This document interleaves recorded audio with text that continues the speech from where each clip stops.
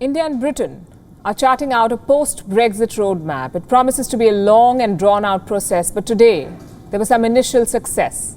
The two sides clinched a major investment deal. It's worth nearly $1.4 billion US. Both sides are calling this an early win, a precursor to the real deal, which is a free trade agreement to the FTA.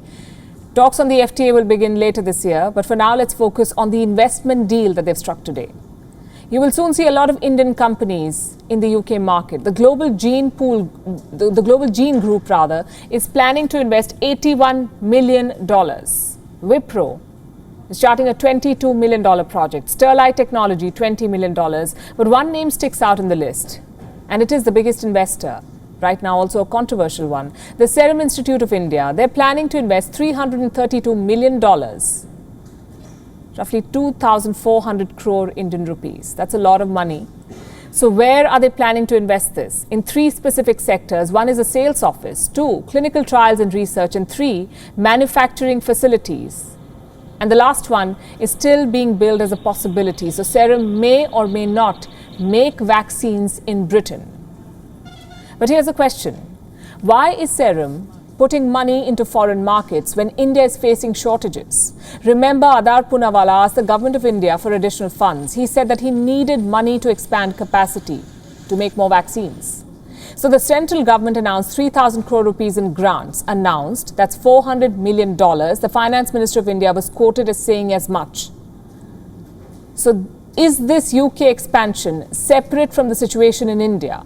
And if it is, then can we safely make one conclusion that the Serum Institute has sorted out shortages in India? So it is now focusing funds on new markets like the United Kingdom. But Adar Poonawalla himself has said that shortages will continue until July. So which is it? If you ask the Serum Institute, this is their answer. Expansion does not happen overnight. And for now, we'll have to take their word for it. But let's take a step back from this institute and talk about the trade deal, because there's a lot more there. Boris Johnson believes it will create 6,500 jobs. He's also hoping to double bilateral trade by 2030. Right now it stands at $32 billion. So what's in it for the British and what's in it for India? Producers of British fruit and medicines will now have easier access to the Indian market. In return, Indian multinationals have an easy investment path. We mentioned some of these companies at the start, but this is just a taste of the real potential. What Britain really wants is for India to drop its barriers and tariffs. For India, immigration is the big issue. New Delhi wants the UK to relax immigration rules, especially for Indian students who wish to work in the UK. And this is going to be a very difficult balance, because remember, Boris Johnson's Brexit campaign centered around tougher immigration laws. And it's not just trade, of course. The deal has strategic implications as well.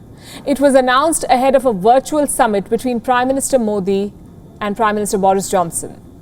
The British PM was supposed to make a trip to India, but that's when the second wave intensified. So the summit was converted into a virtual one. The second time this year that he's had to cancel his visit to India. India is a big part of Britain's post-Brexit future. Boris Johnson wants a bigger role in the Indo-Pacific, and he pegs India as a key partner in the region. Today's talks focused on expanding this partnership. So what were the big takeaways? Both leaders agreed to elevate bilateral ties to a comprehensive strategic partnership. The key focus area was the Indo-Pacific. India and the UK have agreed to fight for a free and open Indo-Pacific. Their militaries will be holding joint drills, collaborating on research and development. On trade, they've agreed on an enhanced trade partnership, which is expected to lead to a free trade deal, free trade agreement in the coming years. And here there's a special focus on green businesses and climate-friendly projects. So that's what happened at the virtual summit today. A big trade deal, some strategic commitments. And these are two nuclear powers, remember. Two of the biggest economies in the world, and their interests are converging, not to mention two democracies. Politically, they're coming together against common threats. And as they say in geopolitics, money is the best denominator. So trade could be the cornerstone of a robust India-UK partnership. WION is now available in your country. Download the app now and get all the news on the move.